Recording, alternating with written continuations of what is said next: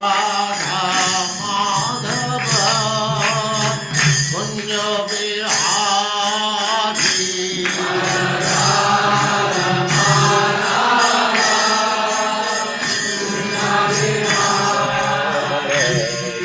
जय राधा माधव कुंज बिहारी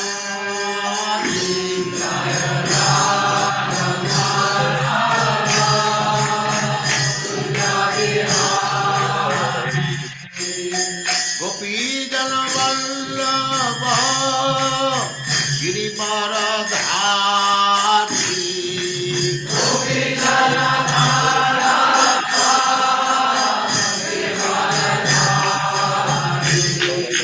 गोपी जन वल्लभ गिरिवरधारी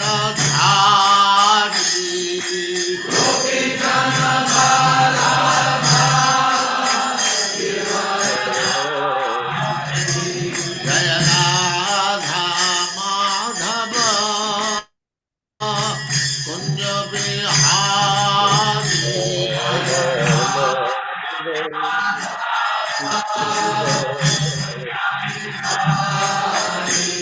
जय राधा माधव कुंज बिहारी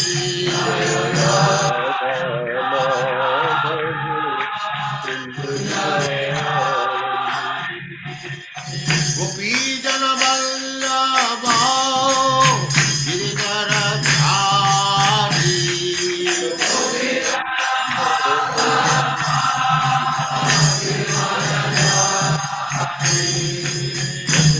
यशोदानंदन ब्रज जन रंजन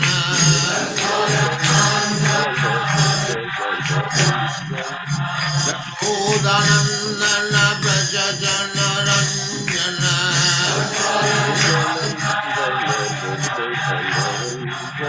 यमुना तीर वनचारी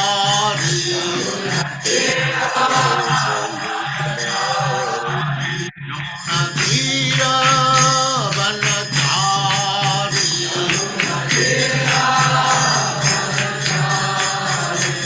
जय राधा माधव कुंज बिहारी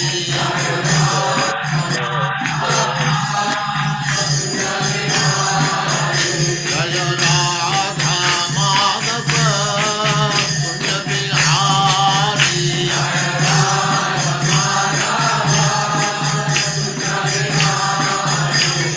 गोपी जन वल्लभ गिरिवरधारी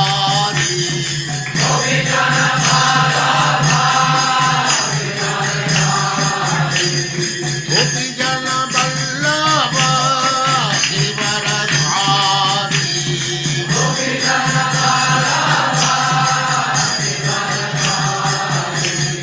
यशोदानंदन ब्रज जन रंजन यशोदानंदन ब्रज जन रंजन यमुना तीर वनचारी जय राधा माधव कुंज बिहारी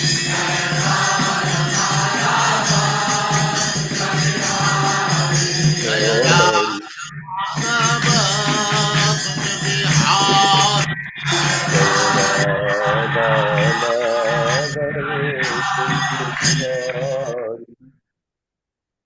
ओम नमो भगवते वासुदेवाय। ओम नमो भगवते वासुदेवाय। ओम नमो भगवते वासुदेवाय। ओम नमो भगवते वासुदेवाय। ओम नमो भगवते वासुदेवाय। ओम नमो भगवते वासुदेवाय। नारायणं नमस्कृत्य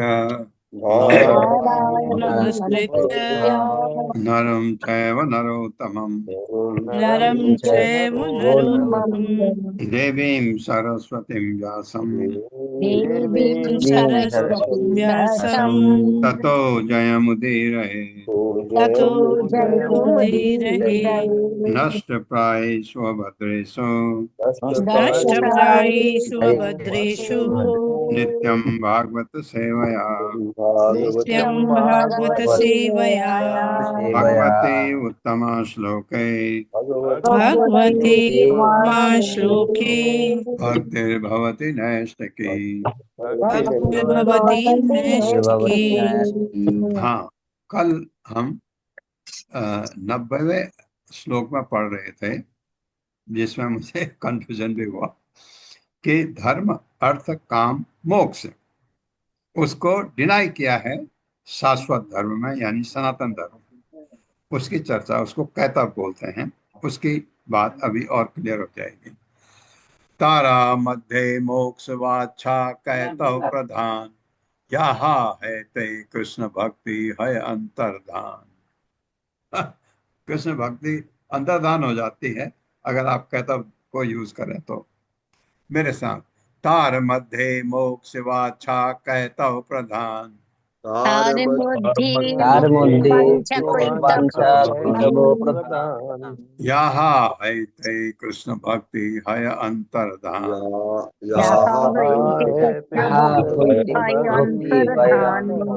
तार उनके मध्य मध्य में मोक्ष वाच्छा परम में लीन हो जाने की अभिलाषा, वही है ना कैतव। जो हम धर्म अर्थ काम मोक्ष की बात करते हैं, वो मोक्ष नहीं चाहिए, क्योंकि वो मोक्ष क्या है? सायुज्य मुक्ति। ये मैंने आपको बताया था कल भी, सायुज्य मुक्ति होती है उसमें, लेकिन भौतिक जगत से तो बेटर है। उसमें एक ही चीज होती है आपको कि भौतिक जगत से आपका जो कष्ट पाते हैं वो छुट्टी हो जाती है। लेकिन ये जो सनातन धर्म है हमारा, जिसको हम यूज करते हैं कृष्ण भावनामृत, इसके पॉइंट ऑफ व्यू से, इसके रेफरेंस में वो निंदनीय है। और कोई भी भक्त, भगवान कृष्ण का भक्त, वो नहीं करना चाहता है, वो भगवान में लीन नहीं होना चाहता है, ब्रह्म में। उसी की बात चल रही थी, ये आपको क्लियर हो जाएगा।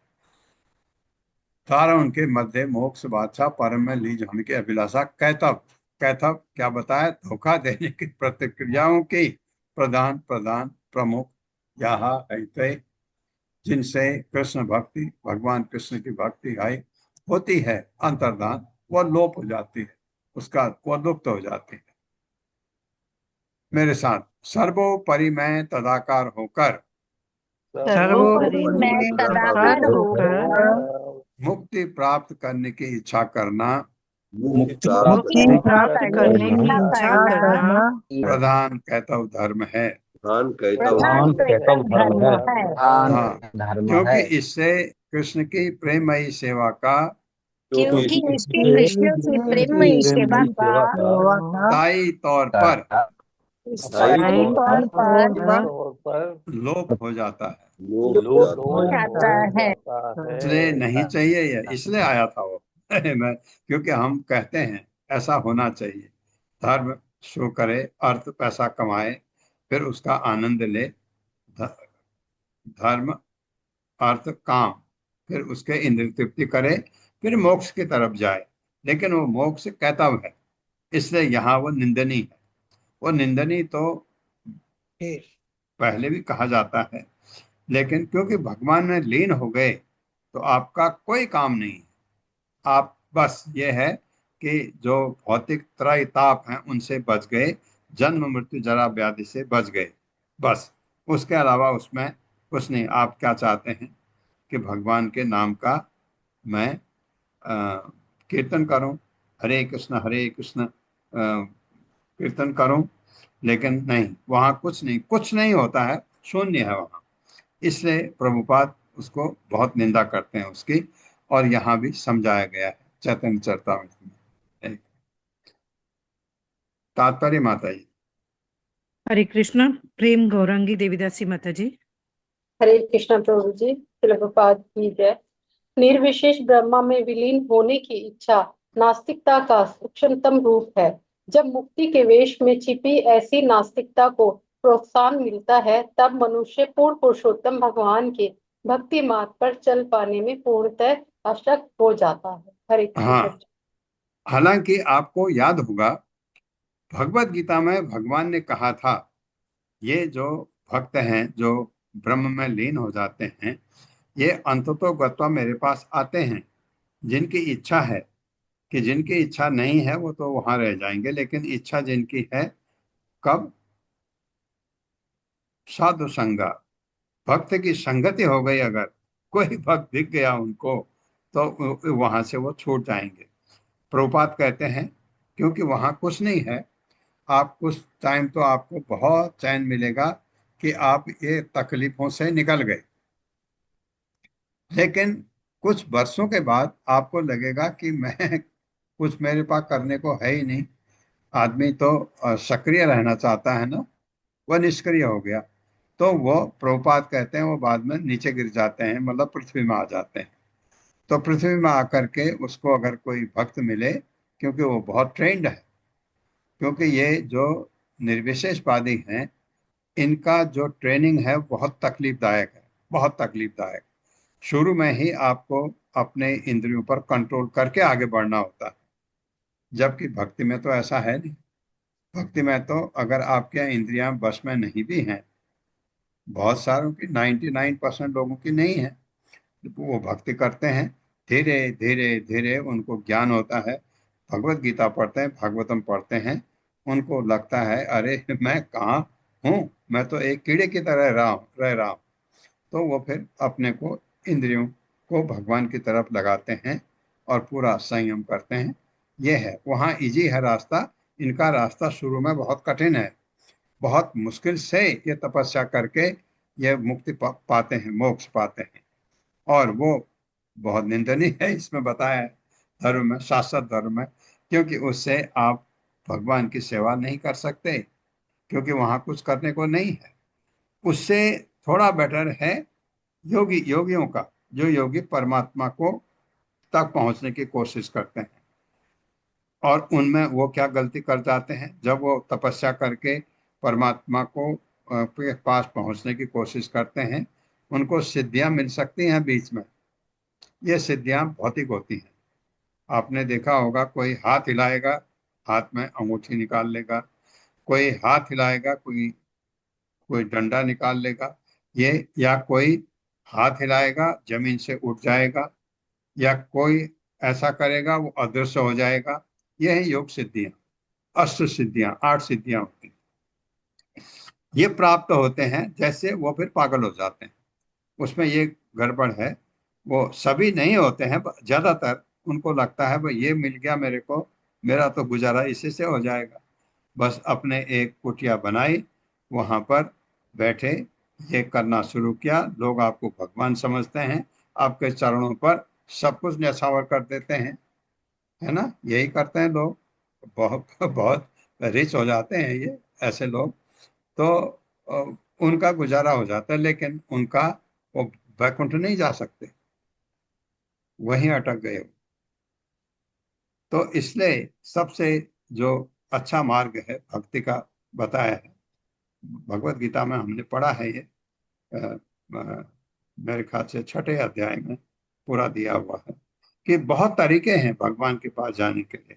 अष्टांग योग है, इतना कठिन क्यों करना है, कठिन जो हम कर ही नहीं सकते, हम बैठ ही नहीं सकते, हम जमीन में नहीं बैठ सकते। आप बहुत सारे लोग, मैं भी नहीं बैठ पाता हूँ, और उसमें आप आसन लगा करके उसके ऊपर बैठना, मेरुदंड बिल्कुल सीधी, और आंख आदि खुली, नाक के ऊपर अपना उसको केंद्रित करना, अपने मन को, कितना कठिन है।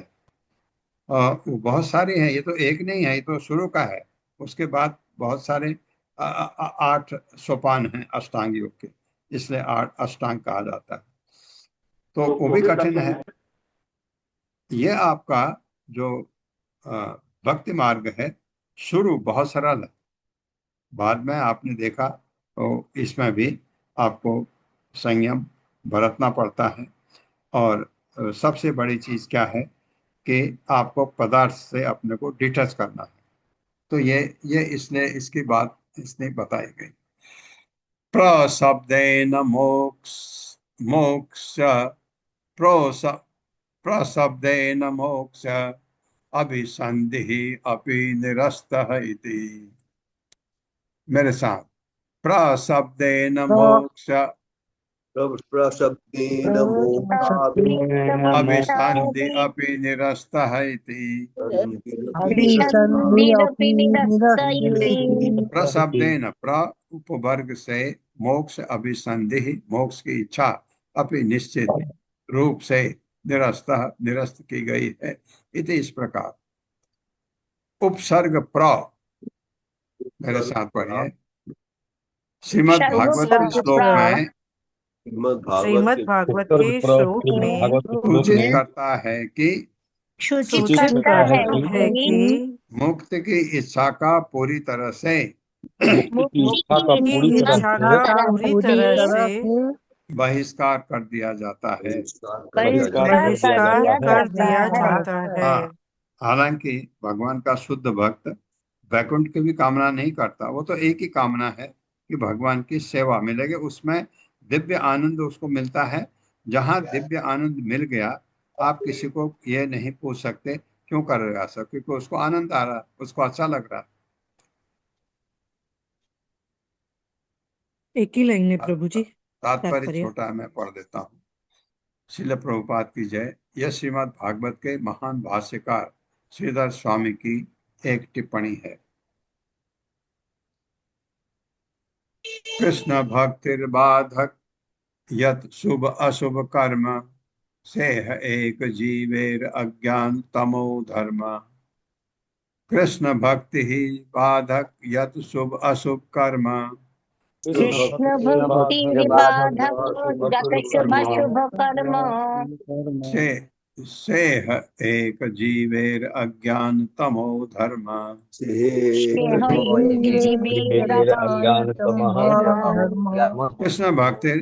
कृष्ण भक्ति की बाधक बाधाएं यत सभी शुभ अशुभ, शुभ तथा अशुभ कर्म कार्यकलाप से वह एक एक जीवेर जीव की अज्ञानतम, अज्ञान का अंधकार धर्म लक्षण।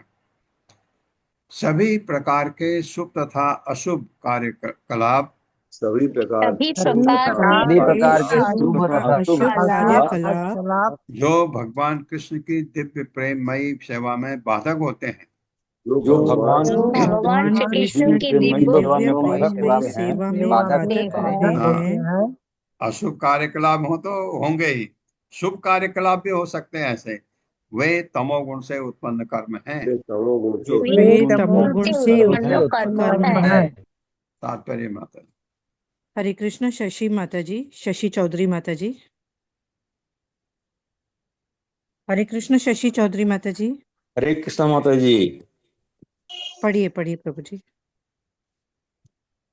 भगवान तात्पर्य श्री श्रीला प्रभुपाद के द्वारा, श्रीला प्रभुपाद की जय। भगवान चैतन्य तथा भगवान नित्यानंद की जो काव्यमयी उपमा सूर्य तथा चंद्र से दी गई है वह अत्यंत सार्थक है। सारे जीव आध्यात्मिक स्फुलिंग हैं और उनकी वैधानिक स्थिति पूर्ण कृष्ण भावना में भगवान की भक्ति करना है। तथाकथित पुण्य कर्म तथा अन्य कर्मकांडीय अनुष्ठान, चाहे वे शुभ हों या अशुभ, तथा भवबंधन से छूटने की इच्छा, ये सभी इन आध्यात्मिक स्फुलिंगों के आवरण माने जाते हैं। जीवों को इन अनावश्यक आवरणों से मुक्त होना चाहिए और कृष्ण भावना में पूरी तरह से प्रवृत्त होना चाहिए। भगवान श्री चैतन्य महाप्रभु तथा भगवान नित्यानंद के आविर्भाव का प्रायोजन आत्मा के अंधकार को हटाना है। उनके आविर्भाव के पूर्व जीवों के ये सारे व्यर्थ के कार्यकलाप कृष्ण भावनामृत को ढके हुए थे, किंतु इन दोनों भाइयों के आविर्भाव के बाद लोगों के हृदय निर्मल हो रहे हैं और वे कृष्ण भावनामृत की अपनी वास्तविक स्थिति को पुनः प्राप्त कर रहे हैं। हरे कृष्णा। धन्यवाद। यहार प्रसादे तमो है नाश तमो नाश करी करे तत्वेर प्रकाश। एक श्लोक है ना। हाँ, याहार प्रसादे यही तमो है नाश। याहार प्रसादे तमोहाय तमो नाश करी करे तत्वेर प्रकाश।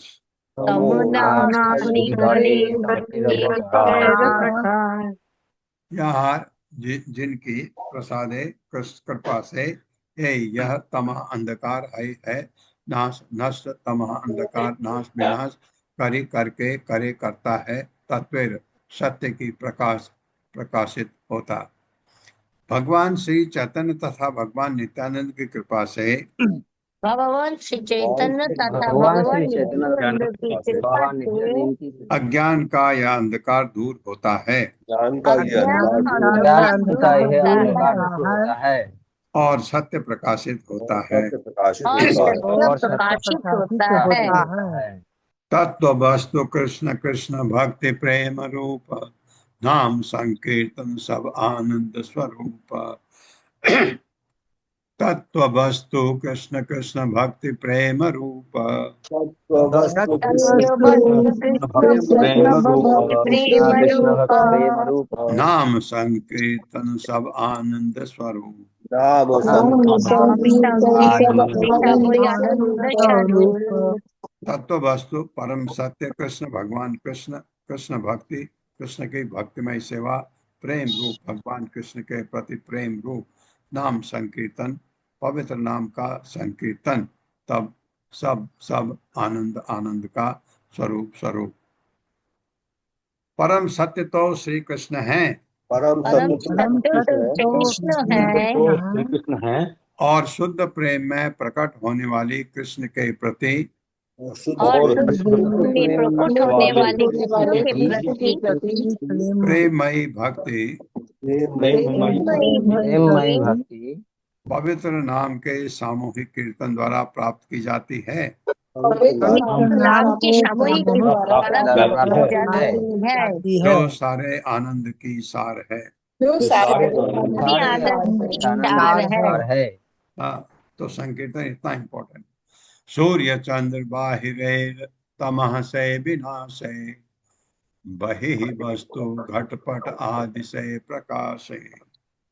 सूर्य चंद्र बाहिरेर तमह से विनाशे सूर्य चंद्र बाहिरे तमसे विनाशे से बहि विनाशे वस्तु घटपट आदि से प्रकाशे।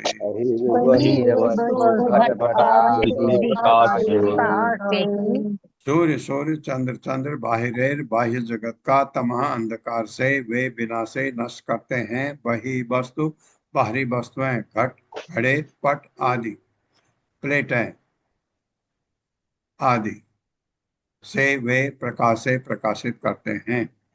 सूर्य तथा चंद्रमा बाह्य जगत के अंधकार को विनष्ट करते हैं। सूर्य तथा चंद्रमा चंद्रमा बाह्य बाह्य जगत के जगत अंधकार को विनष्ट करते हैं। और इस तरह घड़ों तथा भोजन पात्रों जैसी और इस तरह और इस और इस तरह घरों तरह तथा भोजन पत्रों जैसे जैसी बाह्य भौतिक वस्तुओं को प्रकाशित करते हैं। भौतिक वस्तुओं को प्रकाशित करते हैं। प्रकाशित करते हैं। एक हो गया। दुई भाई हृदय चारि अंधकार दुई भागवत संगे करान साक्षात्कार। दुई भाई हृदय चारि अंधकार दो भाई हृदय छवि अंधकार दुई भागवत संगे करान साक्षात्कार। भगवत संगे करुण साक्षात्कार। दुई दोनों भाई भाई हृदय साक्षात्कार हृदय के शाली पवित्र करना अंधकार अंधकार दुई भागवत दोनों भागवतों की संगे संगति से करान करते हैं साक्षात्कार साक्षात्कार। किंतु ये दोनों भाई किंतु ये दोनों भाई यानी भगवान चैतन्य ये दोनों भाई नित्यानंद यानी भगवान चैतन्य तथा भगवान नित्यानंद हृदय के भीतर के अंधकार को विनष्ट करते हैं। हृदय के भीतर के अंधकार को विनष्ट करते हैं। और इस तरह ये दोनों प्रकार के भागवतों ये और ये और इस तरह ये दोनों प्रकार के भागवतों दोनों प्रकार के भागवतों ब्रैकेट में लिखा है बहुत भगवान से संबंधित व्यक्तियों भगवान से संबंधित व्यक्तियों व्यक्तियों या वस्तुओं या वस्तुओं के मिलाने में मनुष्य की सहायता करते हैं। में मनुष्य की की सहायता सहायता करते हैं। मिलाने एक भागवत बड़ भागवत शास्त्र आर भागवत भक्ति भक्त भक्ति रस पात्र। एक भागवत बड़ भागवत शास्त्र एक भागवत भागवत शास्त्र आर भागवत भक्त भक्ति रस पात्र। और भागवत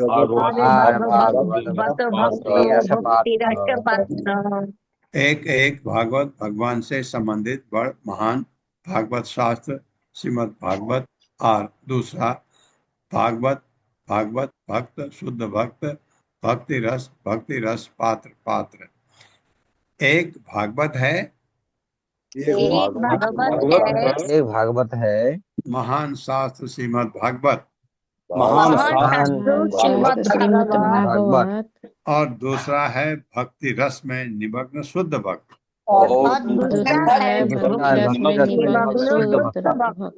हाँ ये दो भागवत हो गए। दुई भागवत द्वारा दिया भक्ति रस ताहार हृदय तार प्रेमे है बस। दुई भागवत द्वारा दिया भक्ति रस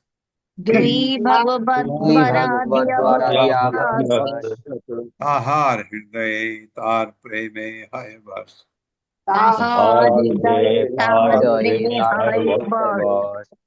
वे दोनों भागवत भागवत द्वारा दिया भक्ति रस ताहार अपने भक्त के हृदय में तार उसके प्रेम से है होते हैं बस नियंत्रण में। इन दो भागवतों के कार्यों के माध्यम से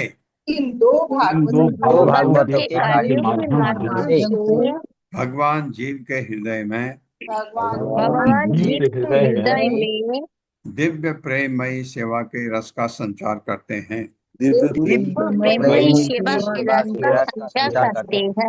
और इस तरह भक्त के हृदय में स्थित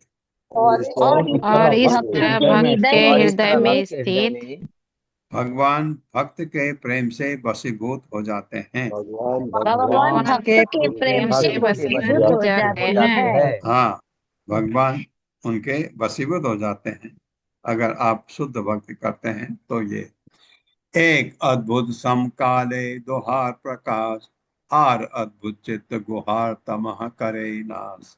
बहुत सुंदर। एक अद्भुत समकाले दोहार प्रकाश एक अद्भुत समकाले दोहार प्रकाश आर अद्भुत चित्त गुहार तमह करे नाश।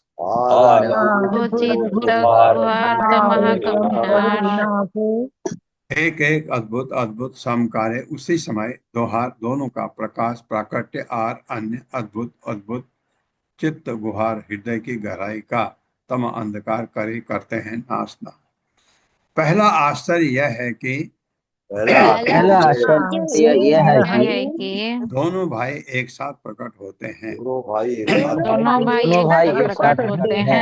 हाँ एक साथ का मतलब एक उसी टाइम पर। और दूसरा यह है कि वे हृदय की गहराई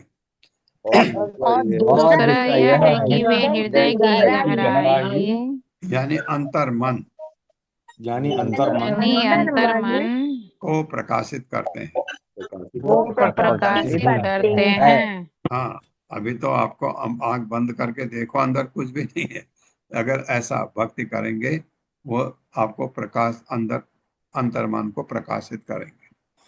ए चंद्र सूर्य द्वि परम सदय जगतेर भागे गौड़े करिला उदय। हे चंद्र सूर्य द्वि परम सदय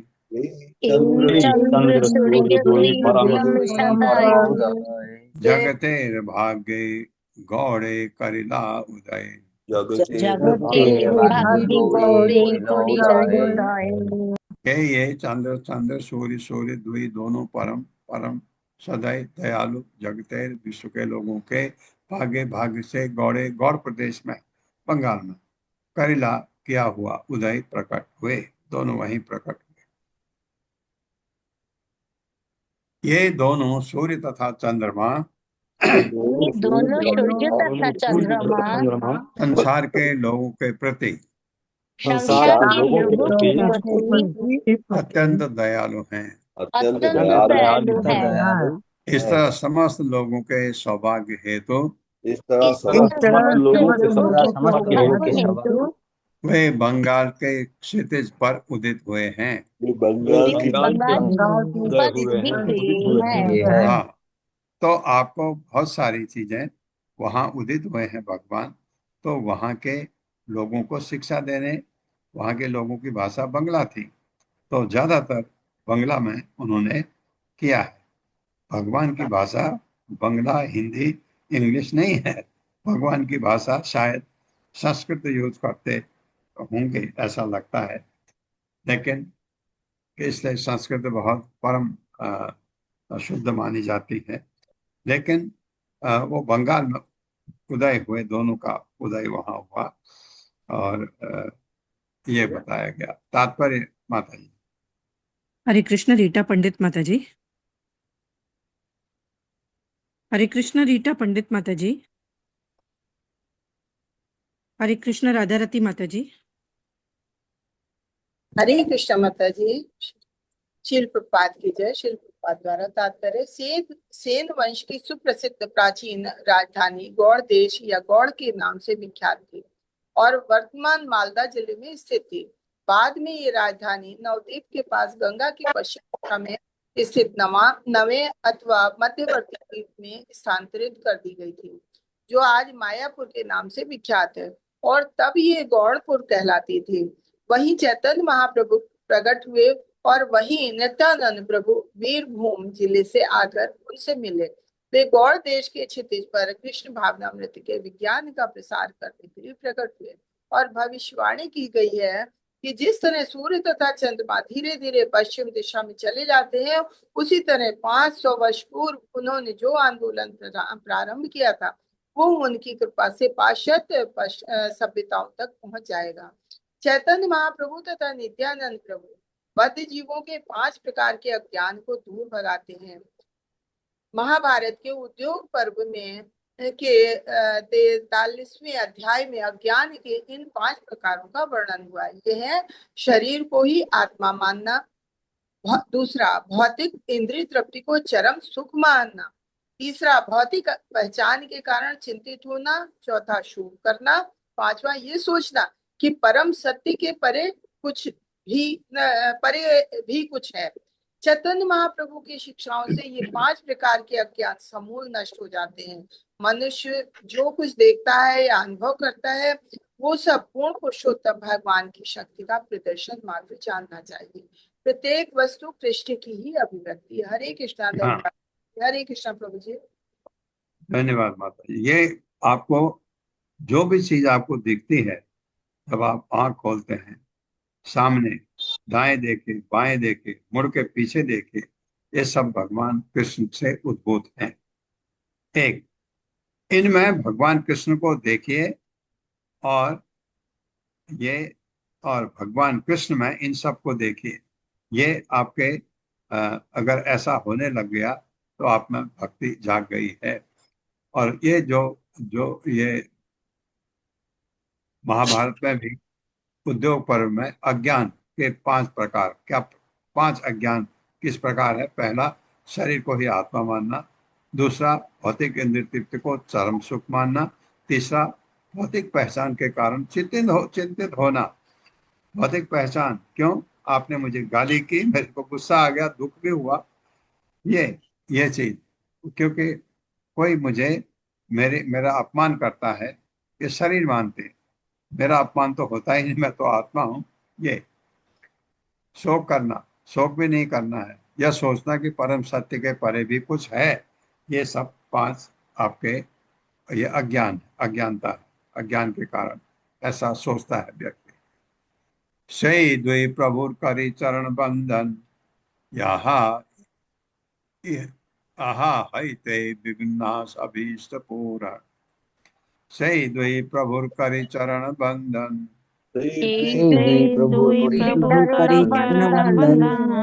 यहाँ हईते विघ्नाश अभीष्ट पूरा।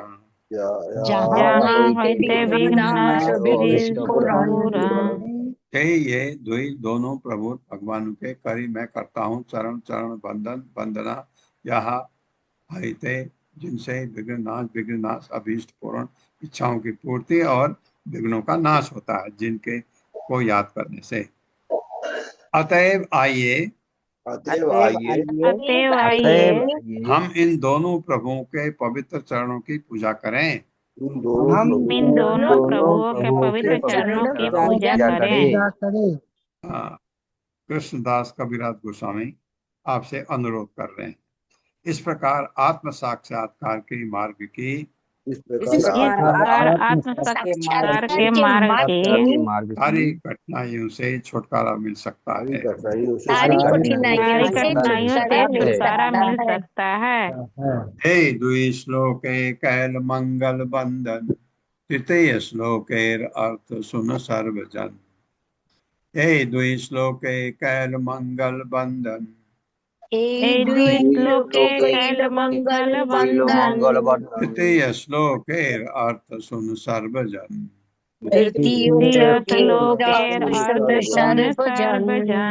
यही है इन दो श्लोकों में कैल मैंने की मंगल मंगल बंधन वंदना तृतीय तीसरे श्लोक के अर्थ सुन कृपया सुनिए सर्वजन सब लोग। मैंने इन दोनों श्लोकों के माध्यम से भगवान के आशीष प्राप्त करने की कामना की है।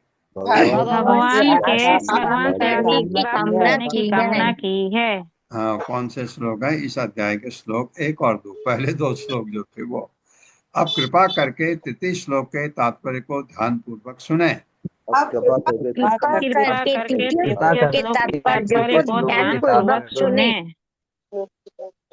वक्तव्य बाहुल्य ग्रंथ विस्तारे डरे विस्तारे न वर्णि सार अर्थ कही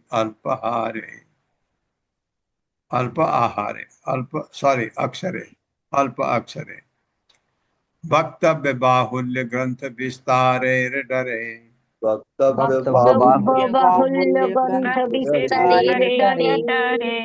विस्तारे न वर्णि सार अर्थ कही अल्प अक्षरे।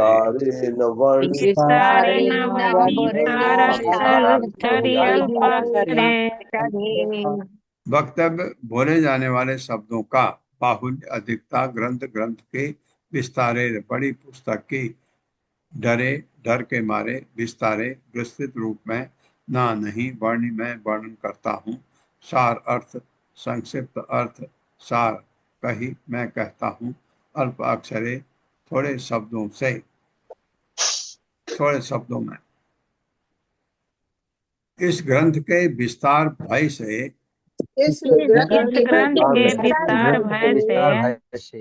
मैं जानबूझकर विस्तृत वर्णन से बच रहा हूँ। हाँ, क्योंकि बहुत बड़ा न हो जाए इसलिए डर है उनको, कृष्णदास कबीरदास गोस्वामी को। मैं यथासंभव संक्षेप में सार वर्णन करूंगा। मितम च सारम च बचो हि वाग्मिता इति। मेरे साथ, मितम च सारम च बचो मितम सचारम हि वाग्मिता इति। मितम संक्षिप्त च और सारम सार च तथा वचः वाणी ही निश्चय ही वाग्मिता वाक्पटुता इति। इस तरह संक्षेप में कहा गया सार रूपी सत्य ही संक्षेप में संक्षेप कहा में कहा गया कार्य कार्य यही सच्ची बात पटता है। सच्ची सच्ची बात बात की होता है। वास्तवता है। हाँ, कुछ ही थोड़े शब्द में आज बहुत कुछ कह दीजिए, वो वही बात पटता है। सुन ले खंडिवे चित्ते ज्ञानादि दोष, कृष्ण गान प्रेम हवे पाइबे संतोष। सुन ले खंडिवे चित्तेर अज्ञान आदि दोष,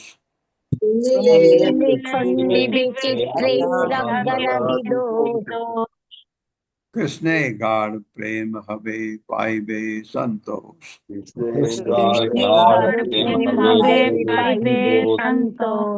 सुन ले सुनने पर खंडिवे दूर करेगा चित्तेर हृदय की अज्ञान आदि अज्ञानता आदि दोष दोष, कृष्ण भगवान कृष्ण में गाढ़ प्रगाढ़ प्रेम प्रेम हवे होगा, पाइबे प्राप्त करेगा संतोष संतोष।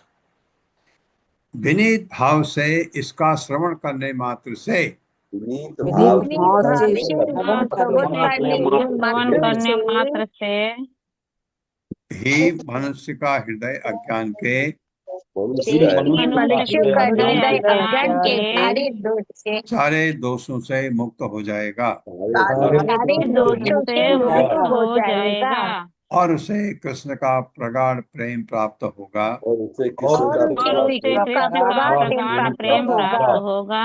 यही शांति का मार्ग है। यही शांति का मार्ग है।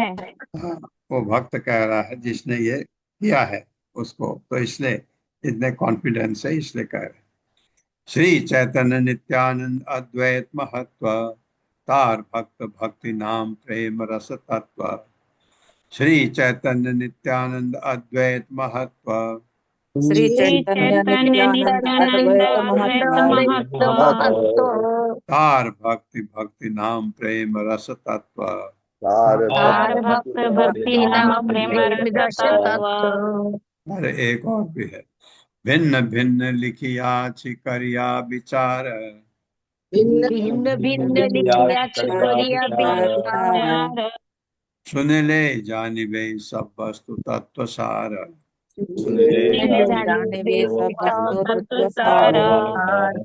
श्री चैतन्य महाप्रभु की नित्यानंद भगवान नित्यानंद का अद्वैत श्री अद्वैत का महत्व तार उनके भक्त भक्तगण भक्ति भक्ति नाम नाम प्रेम प्रेम रस रस तत्व वास्तविक प्रकृति भिन्न भिन्न भिन्न भिन्न लिखिया छी, जो मैंने लिखा है, करिया करना, विचार विचार, सुन ले सुनकर, जाने वे जानेगा, सब सब वस्तु तत्व सार परम सत्य का सार। यदि कोई धैर्य पूर्वक श्री चैतन्य महाप्रभु श्री नित्यानंद प्रभु तथा श्री अद्वैत प्रभु एवं उनके भक्तों भक्ति कार्यों नाम यश तथा उनके दिव्य प्रेममय आदान प्रदानों के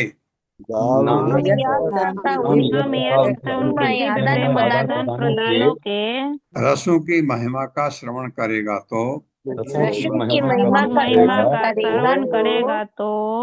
वह परम सत्य के सार को जान सकेगा।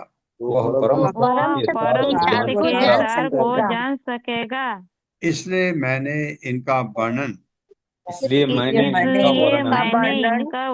चैतन्य चरितामृत में तर्क तथा विवेक के साथ किया है। हाँ, तो इतना कल्याण करेगा आपका ये। श्री रूप रघुनाथ पदे यारास, चैतन्य चरितामृत कहे कृष्णदास। श्री रूप रघुनाथ पदे यार आस,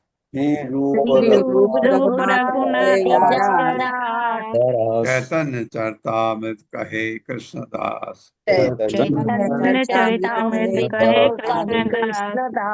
हाँ, मैं आपको कह रहा था, इन्होंने कहा ये जो गोस्वामी हैं 6 के 6 मेरे गुरु हैं, इनके एक्चुअली जो खास गुरु हैं ये दो हैं, रूप गोस्वामी और रघुनाथ दास गोस्वामी। दो इनके हमेशा वर्णन करते हैं चैतन्य चरितामृत में। तो आप ये देखिए, श्री रूप गोस्वामी रघुनाथ दास गोस्वामी पदे के चरण कमल पर या जिसकी आशा चैतन्य चरितामृत नामक ग्रंथ कहे वर्णन करता है कृष्णदास श्री कृष्णदास कविराज गोस्वामी। श्री रूप तथा श्री रघुनाथ के चरण कमलों की स्तुति करते हुए श्री रूप श्री रघुनाथ के चरण कमलों की स्तुति करते हुए सदैव उनकी कृपा की कामना करते हुए उनकी कृपा की कामना करते हुए और उनके चरणों का अनुसरण करते हुए और उनके चरणों का अनुसरण करते हुए मैं कृष्णदास कृष्णदास श्री चैतन्य चरितामृत का वर्णन कर रहा हूँ। श्री चैतन्य चरितामृत का वर्णन कर रहा हूँ। हाँ, हर अध्याय के अंत में आपको ये मिलेगा, ऐसा वो कहते हैं। इस प्रकार श्री चैतन्य चरितामृत के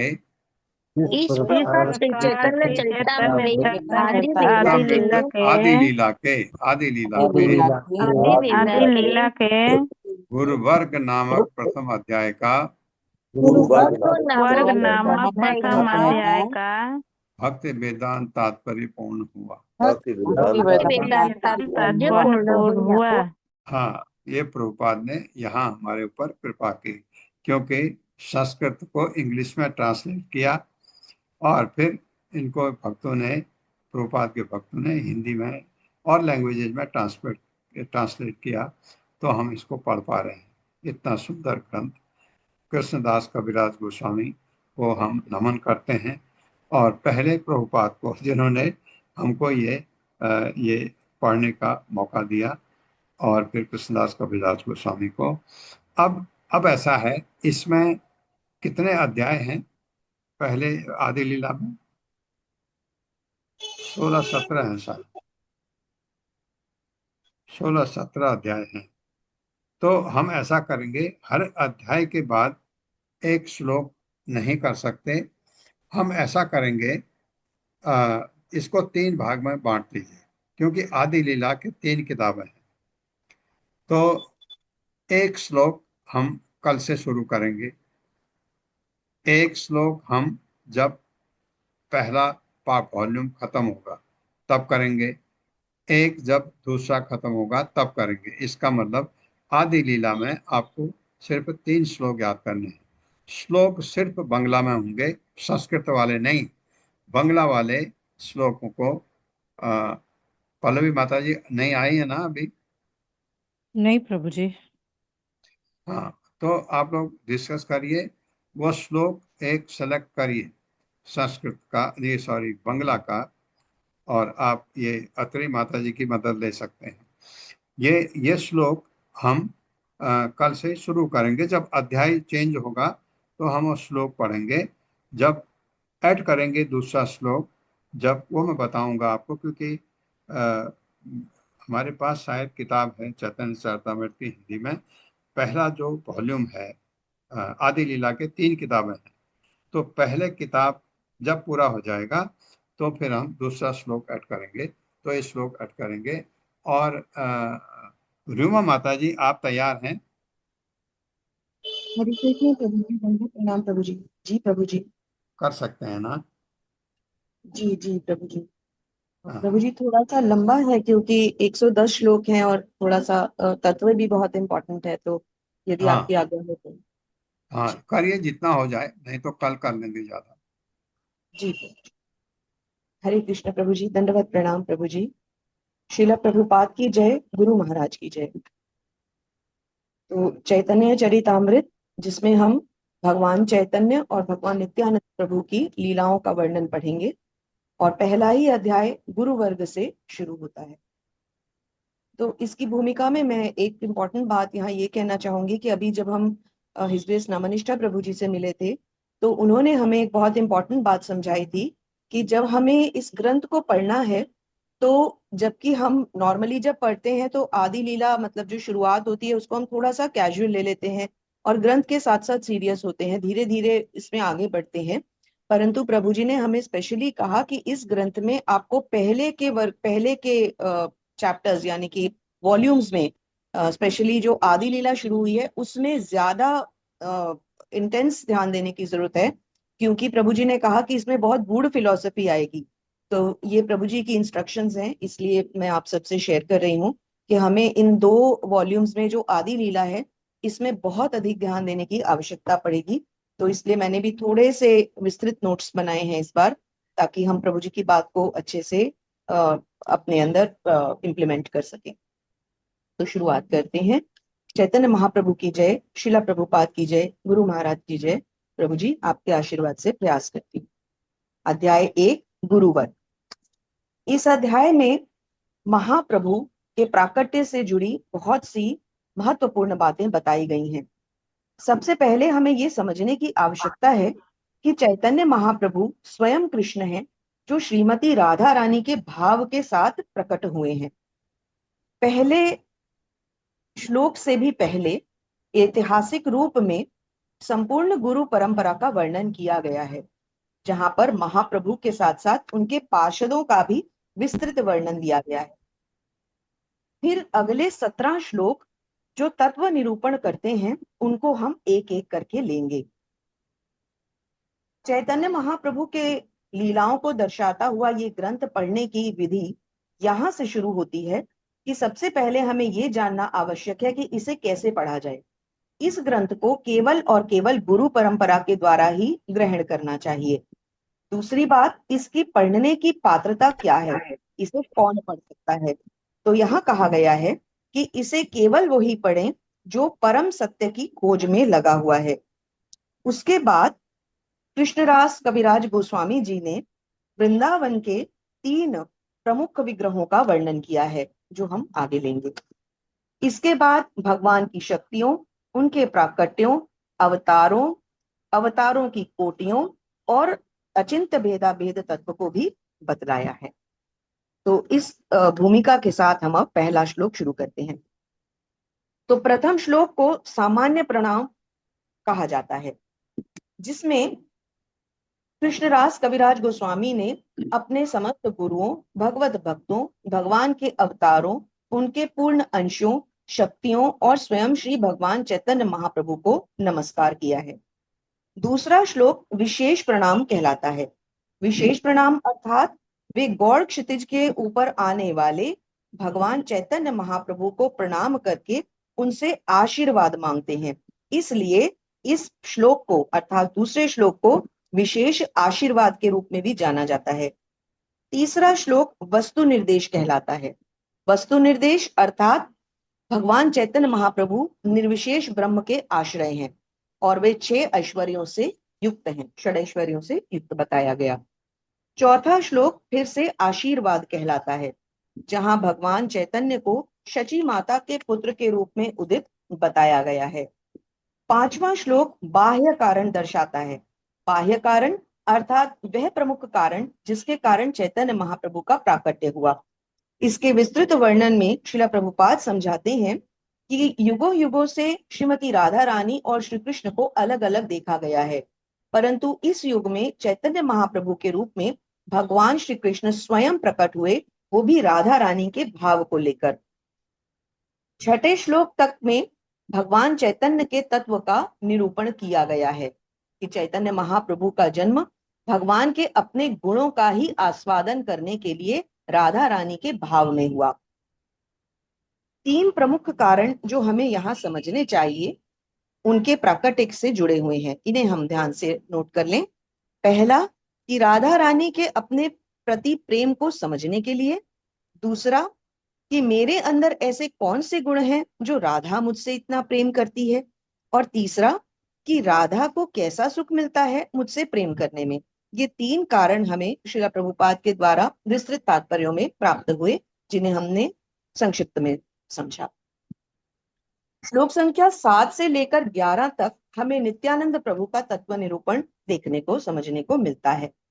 सबसे पहले 7वें श्लोक में कहा गया कि वे संकर्षण, शेषनाग, विभिन्न विष्णु भगवान, जो कारण समुद्र, गर्भ समुद्र और क्षीर समुद्र में शयन करते हैं, उनके अंशों के भी अंश हैं, जिसे कला नाम का विशेष संज्ञा दी गई है। इसका विस्तृत वर्णन अभी आगे आएगा। फिर 8वें श्लोक में वे कहते हैं कि वे उस चतुर्व्यूह की भी शरण ग्रहण करते हैं। चतुर्व्यूह अर्थात वासुदेव, संकर्षण, प्रद्युम्न और अनिरुद्ध, और उनके मध्य जो संकर्षण नाम से विख्यात हैं वही भगवान नित्यानंद प्रभु हैं। 9वें श्लोक में वे तीनों 9, 10 और 11 में अलग अलग तीनों महाविष्णु को भगवान नित्यानंद प्रभु के अंश बताते हैं। 9वें श्लोक में कारणोदक्षाई विष्णु, 10वें श्लोक में गर्भोदक्षाई विष्णु और 11वें श्लोक में क्षीरोदक्षाई विष्णु बताते हुए महाविष्णु को नित्यानंद प्रभु का अंश बताते हैं। ठीक है, 11 तक हो गया। 12वें श्लोक में अद्वैत आचार्य को महाविष्णु का अवतार बताया गया है। हाँ जी, ठीक है।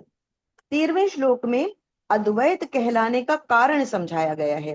क्योंकि वो भगवान से अभिन्न है, इसलिए इस अवतार में उन्हें अद्वैत कहा गया है।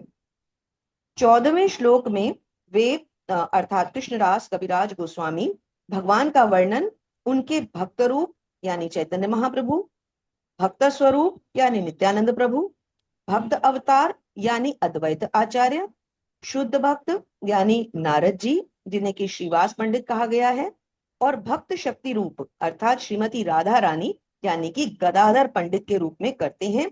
और इसलिए 14वें श्लोक में कृष्णदास कविराज गोस्वामी ने पंच तत्व को प्रणाम किया है। फिर 15वें, 16वें और 17वें श्लोक में कृष्णदास कविराज गोस्वामी तीनों प्रमुख विग्रहों यानी कि राधा मदन मोहन जी, राधा गोविंद जी और राधा गोपीनाथ जी, इन तीनों विग्रहों को प्रणाम करते हैं। तो यहाँ तक के 17 श्लोक हमें अलग अलग तत्वों का निरूपण समझा रहे थे, इसलिए हमने एक एक करके सारे श्लोक लिए। फिर 18वें श्लोक में जय जय श्री चैतन्य, जय नित्यानंद, जय अद्वैत चंद्र, जय गौर भक्त वृंद कह करके वे भगवान महाप्रभु नित्यानंद प्रभु, अद्वैत आचार्य और उनके गौर भक्त वृंदों की प्रार्थना करते हैं, स्तुतियां करते हैं। 19वें श्लोक में इन तीनों विग्रहों अर्थात मदन मोहन जी, गोविंद देव जी और गोपीनाथ जी का विस्तृत वर्णन प्राप्त हुआ है। अब हम 20वें श्लोक से आगे चलेंगे। 20वें श्लोक में कृष्णदास कविराज गोस्वामी गुरु, भगवत भक्तों और भगवान का स्मरण करते हुए उनसे आशीर्वाद की कामना करते हैं। इसके बाद वे 3 विधियां बताते हैं जो मंगलाचरण में निहित की गई हैं। पहली वस्तु निर्देश अर्थात लक्ष्य यानी वस्तु को परिभाषित करना, दूसरा आशीर्वाद और तीसरा नमस्कार। ये 3 विधियां बहुत इंपॉर्टेंट हैं जिनको आगे के श्लोकों में हमें डिटेल में समझाया गया है।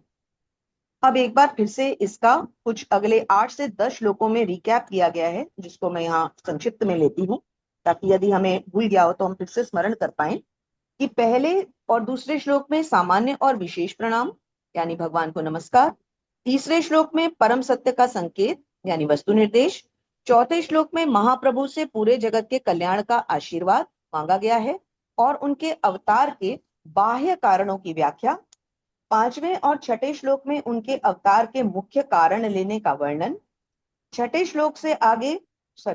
श्लोक तक चैतन्य महाप्रभु के गुणों का वर्णन और उनकी महिमा, फिर 7वें से 11वें श्लोक तक नित्यानंद प्रभु की महिमा, 12वें और 13वें श्लोक में अद्वैत प्रभु तथा 14वें श्लोक में पंच तत्व की महिमा अर्थात भगवान और उनके स्वांशों शक्तियों का वर्णन। और इस प्रकार पहले 14 श्लोकों को मंगलाचरण अर्थात परम सत्य का वर्णन के रूप में समझाया गया है। अब आगे चलते हैं।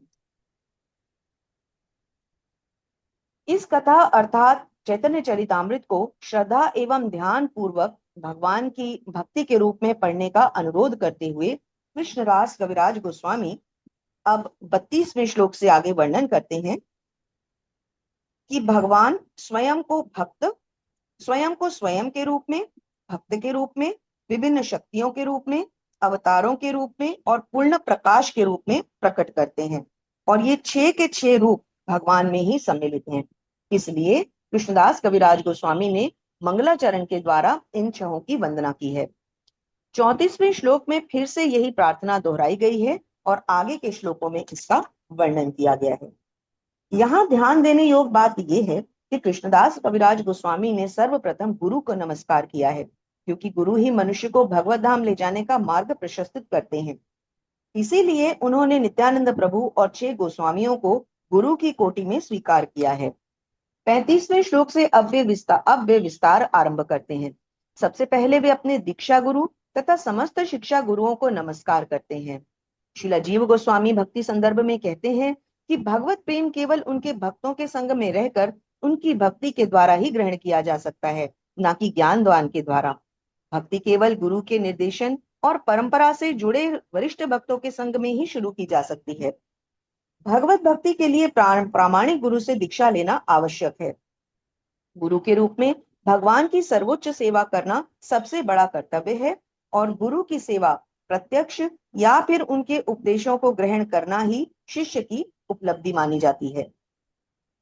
इसके बाद कृष्णदास कविराज गोस्वामी 6 के 6 गोस्वामियों की वंदना करते हैं। श्रील रूप गोस्वामी, श्रील सनातन गोस्वामी, श्रील रघुनाथ भट्ट गोस्वामी, श्रील जीव गोस्वामी, श्रील गोपाल भट्ट गोस्वामी और श्रील रघुनाथ दास गोस्वामी के चरणों में प्रणाम करके उन्हें शिक्षा गुरु स्वीकार करते हैं।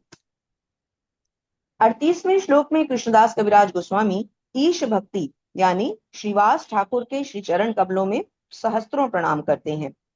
उसके बाद वे भगवान के पूर्ण अंशावतारों को भी कोटि कोटि नमन करते हैं। यहाँ 39वें श्लोक में अद्वैत आचार्य को भगवान के अंशावतार बताया गया है। यहाँ हमें याद रखना है कि पढ़ाते हुए प्रभु जी ने बताया था कि महाविष्णु के साथ साथ इनमें शिव तत्व भी शामिल है, तो इसको अलग से मैंने नोट किया क्योंकि इसमें ये हमें पढ़ने को नहीं मिला था। ये प्रभु जी ने हमें अलग से समझाया था। 40वें श्लोक में कृष्णदास कविराज गोस्वामी अपने दीक्षा गुरु यानी नित्यानंद प्रभु के चरणों में प्रणाम करते हैं। यहाँ वे उन्हें भगवान बलराम के पूर्ण विस्तार के रूप में प्रमाणित करते हैं। 41वें श्लोक में वे तत्व शक्ति अर्थात गदाधर पंडित जो भगवान की अंतरंगा शक्ति है उन्हें प्रणाम करते हैं। यहाँ हमें स्मरण हो आता है कि भगवान कृष्ण की अंतरंगा शक्ति तो स्वयं श्रीमती राधा रानी है, जिनका वर्णन आगे पढ़ने को मिलेगा। फिर 42वें श्लोक में कृष्णदास कविराज गोस्वामी चैतन्य महाप्रभु को साक्षात कृष्ण कहते हुए उन्हें असंख्य दंडवत प्रणाम करते हैं।